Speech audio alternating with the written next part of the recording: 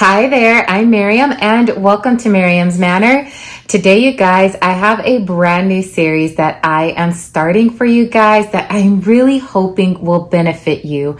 So I decided to start interviewing some of my platinum members because I feel like it would be best if we can get tips and tricks and best practices from more people than just me. So I have a group of people that I have already interviewed and several more that are in line to be interviewed that will be able to share their process with you. And I'm really excited because I know a lot of them are going to have a lot of great things to offer to you guys. So I'm really hoping that this will be helpful to you, especially those of you who are just getting started. So if that seems interesting to you and you want to see more, stay tuned.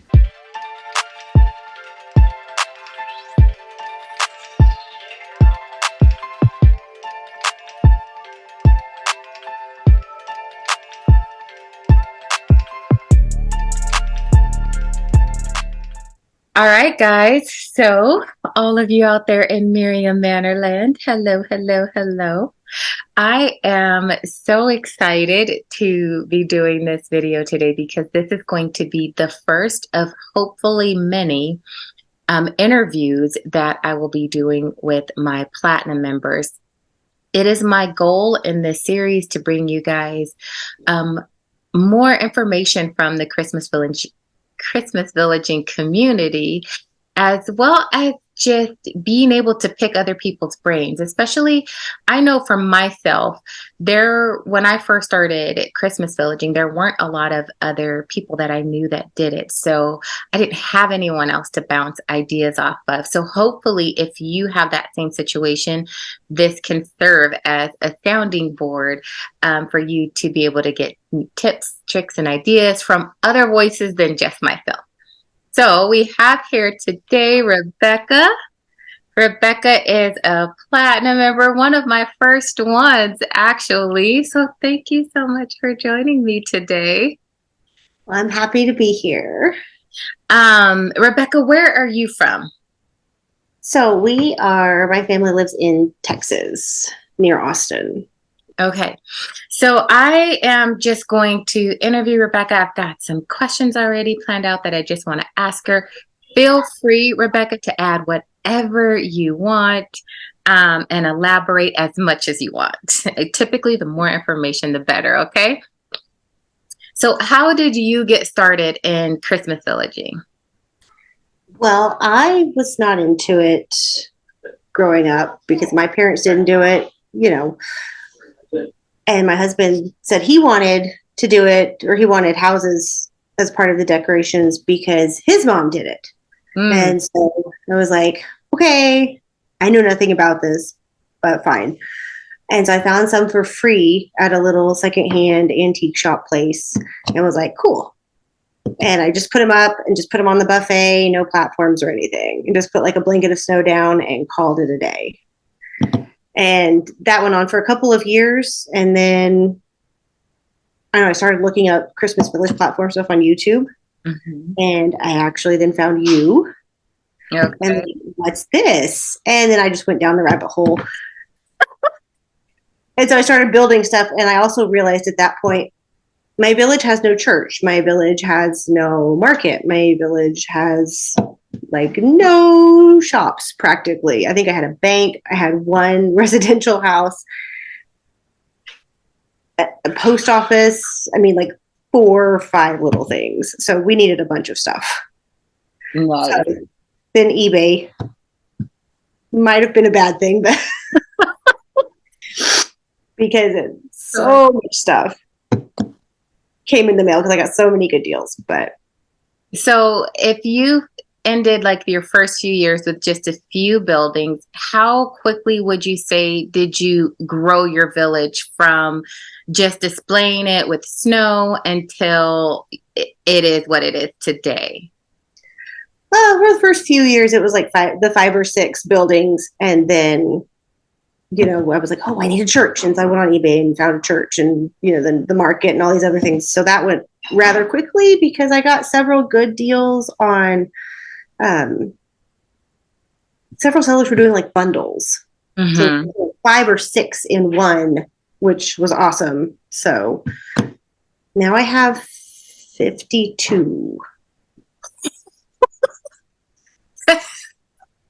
You went from 5 or 6 to 52. Like, how many years did that take? 1.5. Rebecca? That is awesome. You definitely went down the rabbit hole. Yes, You I did. called it right. That is 100% hilarious. I kind of did the same a little bit. I went from like probably 5 or 6, same to start. And some of these were handmade, mind you. I had about 10 total because the majority of them were handmade pieces. Um, to when I wanted to expand, then I went up to 30 within. So it was like 20 buildings within a 1 year period. However, I did get most of them at the Goodwill though, and I did buy most of them secondhand. So same thing, like it's easy to grow your village when you find really good deals and you're Yes. not spending $50 to $60 on just one piece, and you can Yes. find 8 pieces for $50 to $60. It definitely is a lot easier to grow your village that way. So, have you already begun your Christmas village planning for this 2023 Christmas season? Yes, I actually thought I was done with my plan of where I want to put stuff. But then I saw on your Etsy page one of your two-tiered with like a waterfall and a river. Mm-hmm. And so I'm copying that. Okay. So I'm not quite done, but Okay. almost done. Because, like, well, that has to fit in there now somewhere. So I don't know where that's going to be, what it's going to be yet. Probably maybe residential or something.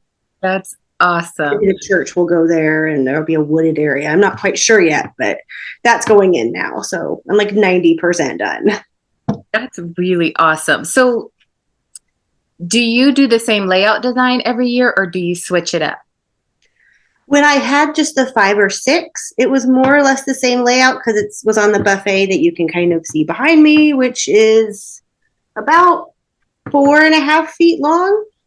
So they would more or less sit in the same spot because I didn't have any platforms. I didn't even know about platforms.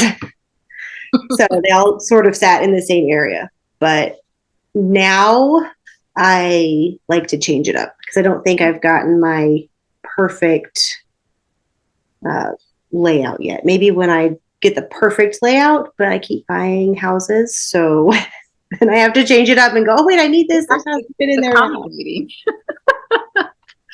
That's awesome. Well, do you find yourself needing to use every single piece that you buy every year? I would like to use every single piece, but I only have one 8x4 table, which my husband built. And it sounds like a lot of space. And it looked like a lot of space. But then you get the platforms on there and you do lose a little space, Mm-hmm. you know, just because then you've got a river there where on the plain table there's just nothing. But even with just a plain table, I don't think I could fit 50 pieces where you'd be able to see all of them. Yes. So I don't use all of them. I kind of pick sort of the best ones because some of the bundles, they came with stuff that I would not have probably purchased on my own, but it was in the bundle and there were some that I really wanted in that bundle, so I bought it. Right. Then so I've got some extras that I don't actually use. Yeah. So have you thought about with those additional pieces doing just like small vignettes? Maybe, but most of the house is taken up with other stuff. Like the buffet will be trees and deer that I have. So it'll sort of be a woodland scene, and then the dining table is not a good place to put them because we actually use the dining table for eating. So probably not. It'll just be the one area. I'm always curious because I know some people set up just only vignettes around their house. and they will do several little places where they'll tuck in just like a 12 by 12-inch space. They'll make a small little base and just do like one little house on it and make a whole scene and tuck it in the corner of like a kitchen counter or on a sofa table. And so I've seen some people get really creative to where they literally have a little village vignette in 4 to 5 different rooms of their house. And then others like us just do a huge, massive setup where like our whole village is just displayed in one space. So I just No, our house is very open plan. It was built in the early 2000s, and open plan was very big at the time. So I have a formal dining room, which is separate, but then everything downstairs is pretty much one big room. So there's not a lot of walls to put stuff, and we have a huge couch. So it's like a big sectional. And so there's not a lot of space to do that.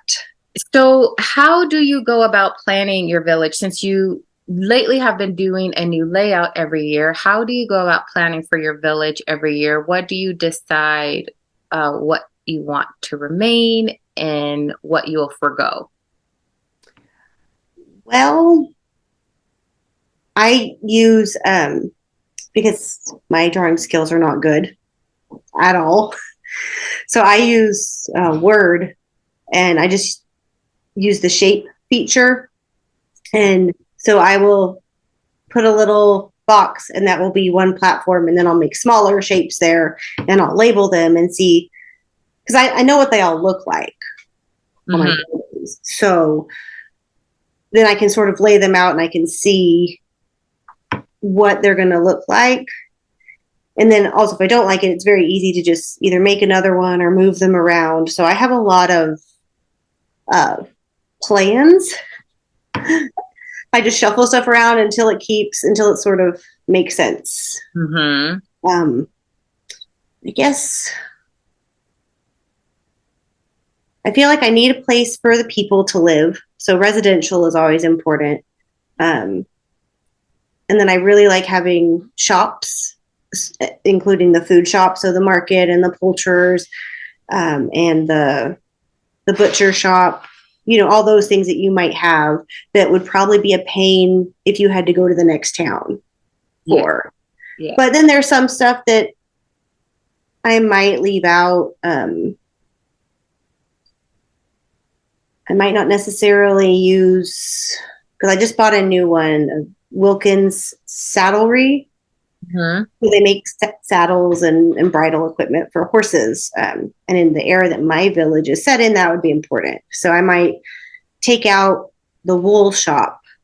And that's over in the next town. But we have the saddle shop, for our horses. And we have or I might take out even my coach building. But we have to have our hotel. People come to visit. They need somewhere to stay. Now, what era is your Christmas village based in? So I believe it's in the Georgian era, the 1790s. So electricity has not been invented yet. Trains, not a thing yet. Those are the early 1800s. So obviously not cars either. So I have no trains. We just there's coaches to get around, or people walk. Nice. Is how that happens. And so you stay pretty true to the era that you are villaging in. Yes. So Department 56 does have, for example, a gasworks building, but that would not be in my village yet because gas has not yet come to houses. So, but there's a candle shop.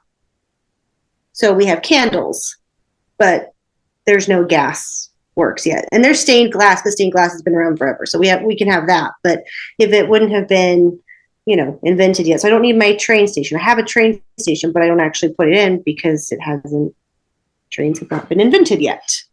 Got it. So do you think that you will ever evolve your village into bringing it into the next era, or you want to keep it in that Georgian era? It might go to the very beginning of trains so that I can put a train in at some point, but it's definitely not going past the 1830s. Okay. So Awesome. I love that you have like such a precise era and theme to your village and that you stay true to it. And it makes villaging actually that way a lot harder when you yes. are working in that space because it's a lot harder to find the time appropriate pieces and you really have to scour through. And a lot of the times you're having to buy stuff used because there's not a lot brand new that is made in that time frame. That is true. There's not, I got into villaging, like I said, a little later. And so Department 56, I don't know about Lemax, but I know Department 56 has like a history list of all their retired pieces that you can, and it's searchable. And so in fact, 99% of my village is retired. So I can only find it on eBay. I can only find the stuff on Amazon or, any other third party selling site. I think Department 56 did come out with, there's a couple they have. There's a Cornhill Shops that I want to get, which would work. It's like a tailor's and wig makers and stuff, which would be perfect. But most of the stuff I have to buy secondhand because they have discontinued making it. Yes, yes. And that is a hard thing when the companies decide to retire a piece. Lemax, I know that they do this their way. They actually break the mold so that they will never bring that piece back. And it's a little bit unfortunate because you're like, oh, I wonder if they'll ever like bring this back around into cycle. And I don't know if Department 56 works the same way, but the rep that I work with Lemax, she told me they break their mold so once they choose to retire something, it's never coming back. And so those are the instances where you really have to, if you see it and you love it, get it. Because trying to buy it secondhand, a lot of the times what I've experienced also is if you're buying on eBay secondhand, the prices are actually more expensive than it is if you were to purchase it when the piece was first released in certain cases. And that just makes it that much harder to grow your village. It depends. Yes. Sometimes they're more expensive. Although I do Department 56 because they have the Dickens line, which is closest. The Dickens and Victorian era is actually after the Georgian era, but they're the closest to what I want. So that's what I get a lot of. And there's a lot of good deals on there. I think there's just a lot of people that maybe get the pieces and they're not villagers. So they don't maybe care so much. They want to get money for their piece, but I've gotten several good deals that because somebody I maybe just wanted to get rid of it, or they're a buyer, so they found it at an estate sale and they're just a reseller. So, yes. So I've gotten several good deals that way, where they're just trying to move it out the door. So, looking at your village, what would you say would be an absolute staple every single year, like your must have? I've got to have this in my village every single year, whether it be a building or a scene or a platform you've built.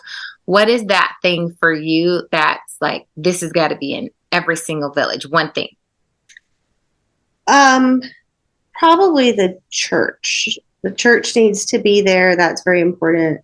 We're Jesus followers. And then followed closely by a residential area and a market because, the people have to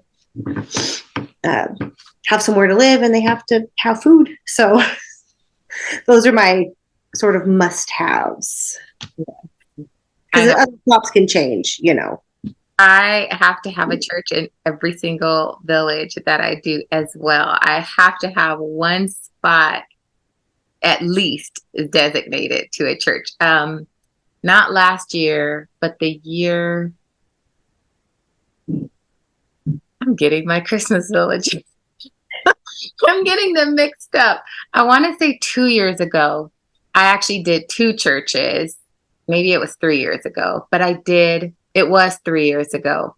I did two churches, one on either end in the front of my village, and I loved it. It was so cute. Um, so how early do you begin setting up every year? Well, last year was really late. I mean, mid-December we finally finished. So that was not enough time. So this year I would like to set up by October, but November 1st, first week of November at the latest.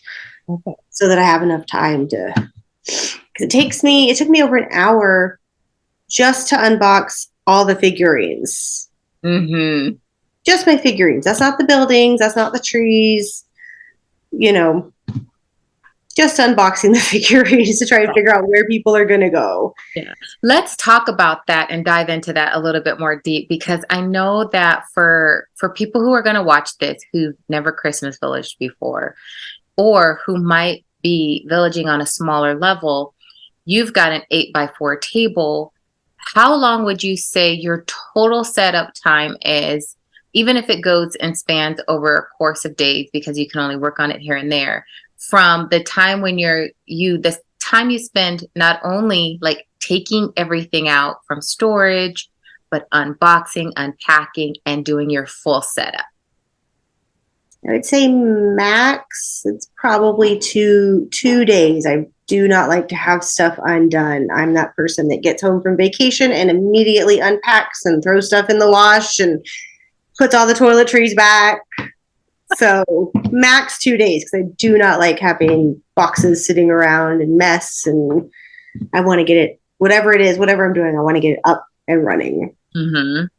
So nice. That's really good. That's really good. I don't think I have ever in my life, since I started villaging, I'm thinking back, I've never set up in 2 days. Even smaller villages, I think the fastest I've ever done it is in 3. And that was when I first got started, when I had only like 10 to 11 pieces.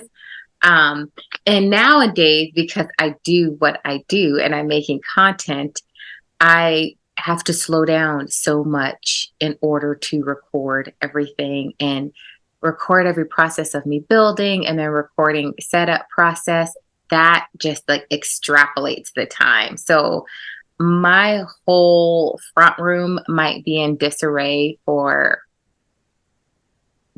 6 to 8 weeks. It's a long time. But I do try to keep everything at least tidy and like in their bins until I go to use it, as much as I possibly can, because it's the first space people actually see when they come to visit me. And now people are used to it because they know who come over. They're like, oh, Miriam's Christmas. It's that time of year again. She's got her stuff out.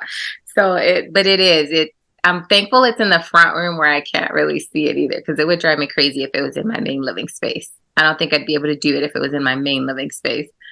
well, that's kind of how ours is set up. It's, after you walk in through the front door and you have the formal dining room, down the little hall, and then you have the kitchen, and there's supposed to be a breakfast area, but I mean, we don't use it as a breakfast area. So that's where the table goes for the 4x8 table, and then the living room.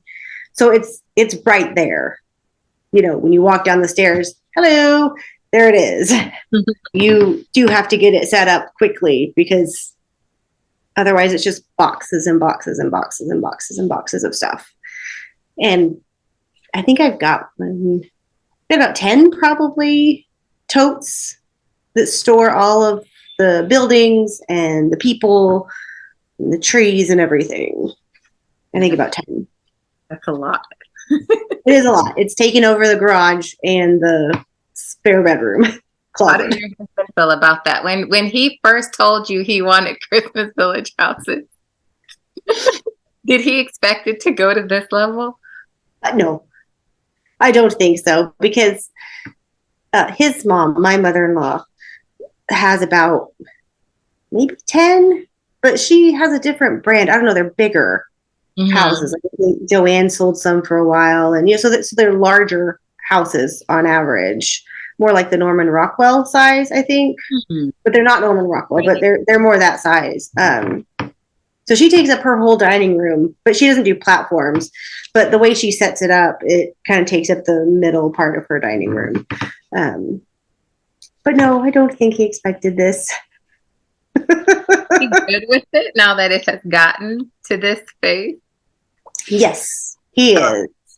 Um, he helps me with the lighting. Nice. So he's the one that puts all the cords up. Since we have a dog, for anybody else, you have a dog, especially a young one, they will chew on the cords, right? And so we had to sort of put them up under the table, like attached to the table, so that he wouldn't chew them and possibly electrocute himself. Yeah. And I don't have an animal. So see, these are things that I don't think about that you can offer to the audience because, so do you have just like hooks from underneath your table? Because you mentioned your husband custom made your table. So this isn't a piece of existing furniture that you're using. Right. This is custom made for your Christmas village. So how did you rig bottom of the table underneath the table so that those cords can hang high instead of low? I think we used some zip ties, and he had something else. I can't remember what he used, but he had some zip ties and some other stuff. He's got so much stuff. He's so handy. So there's always something that, oh, I've got this thing that I can use, and it worked really well. Okay, so I have a few more questions for you. What part of the Christmas Village process do you enjoy the most? I probably like buying the houses the most. Yes. I did not expect you to say that. That's hilarious. What about shopping for the products does it for you? I like finding that good deal. If I can find, because the ones I really like the most, and this is probably just me, but the ones I like the most are the ones that are limited edition. They're hard to find. And then finding a good deal. Like one of the bundles that I found, it was the Cartwright Coach Builders, I think is what it's called. And it was limited for 1 year.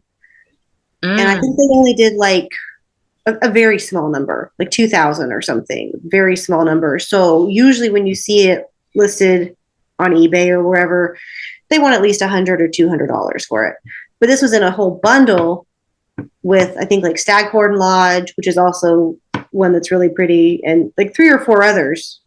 And I think I bought the total for $100 plus shipping, maybe. So I just really like getting that good deal. Nice. Cool. And last question, do you ever have a party to show off your village or just a gathering to do like a Christmas village kickoff? I think we're going to do a Christmas party this year. We did one last year, and the village was up, so that was fun. And I think people like looking at it, but they don't have any idea how much work and effort it takes to get it all done. But when I can, I rope in one of my friends to help, and they think it's fun to help set up. And oh, that's so awesome! That's actually really cool to have a good girlfriend doing it with you side by side. Yeah, last year we had to cut out some holes in the styrofoam, so we were out there cutting and sprinkling the snow, and it was very fun because it was also cool at the time. So we weren't sweating. Which is always a plus. Yes. It's so hot still here. And let me see what the weather is even today. It is just blazing. 96. It's 96 degrees right now, but it's still 99 for our high today. But then we're going back up later this week to 113, 112, 110, 107. So even though we should be like kind of cruising into fall, our fall temperatures, the beginning of the fall, we still have temperatures sometimes over 110, but definitely well over 100. And so it's so hard for me to get motivated sometimes to get out there and start building. I like to start my village typically in September, but then I'm like, oh my God, I'm going to be sweating up a storm just to go outside and cut this stuff because I don't try to cut inside my house because of the fumes. I always try to cut outside as much as possible, unless I'm doing like one super quick, tiny cut. Then I'll do it inside. But it just is so hot.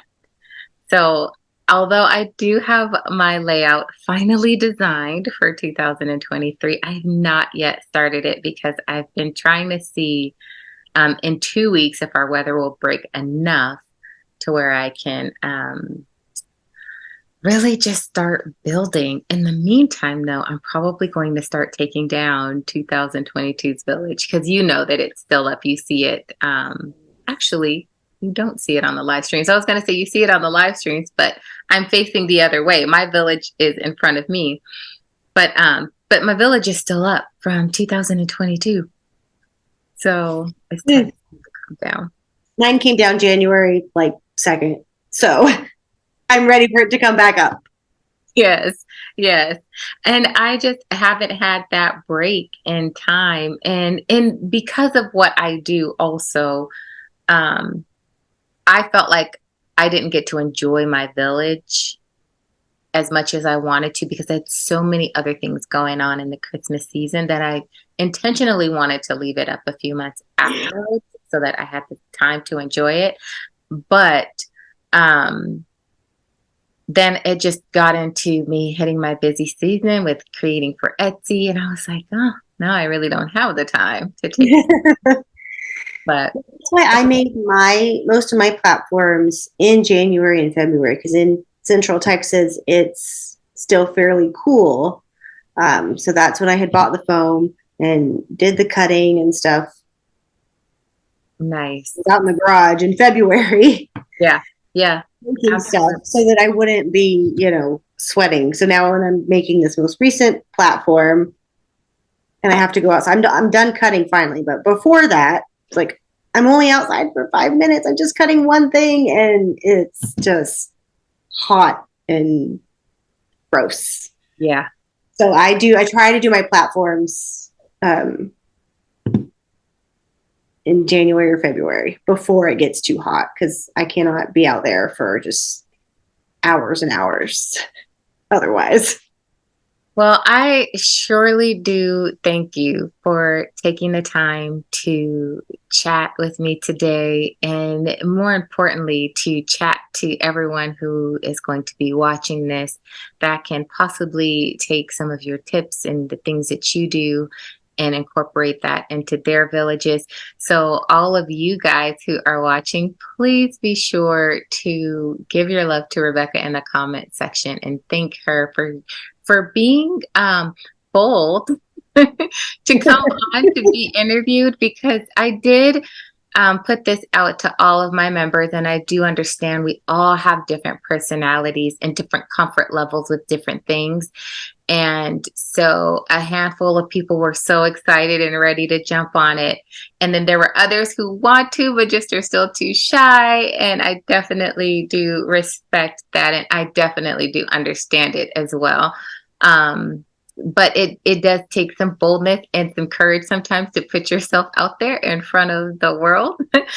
So please be kind with your comments, and thank Rebecca for being so courageous for me to come on and interview her and for her to express her love to this for you all.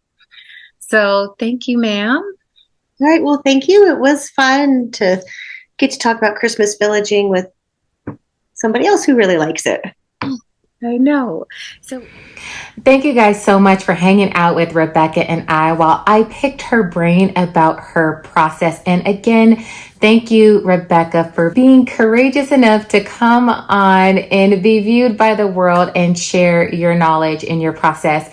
So if you guys have any questions for me at all, definitely leave me a line in the comment section. I will get back with you. Also, if you have questions directly for Rebecca, leave them in the comment section for her, and she will be checking the comments on her video to be able to respond back to you as well. If you would like to become a platinum member and be interviewed as well, you can click on the link in the description box of this video. It will take you to the join tab and then click the platinum level, and we can add you to the list coming up.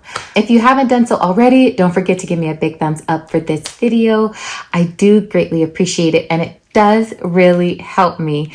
If you haven't subscribed to the channel, what are you waiting for? Come on and join our awesome group that we have here. And don't forget to click on that notification bell, because I am getting ready to start my Christmas village very soon. And so I want you guys to all be notified as soon as I drop my new videos for 2023. So I love you guys. We will see you next Friday. And until I see you again, stay safe. God bless you. And I will see you soon. Bye.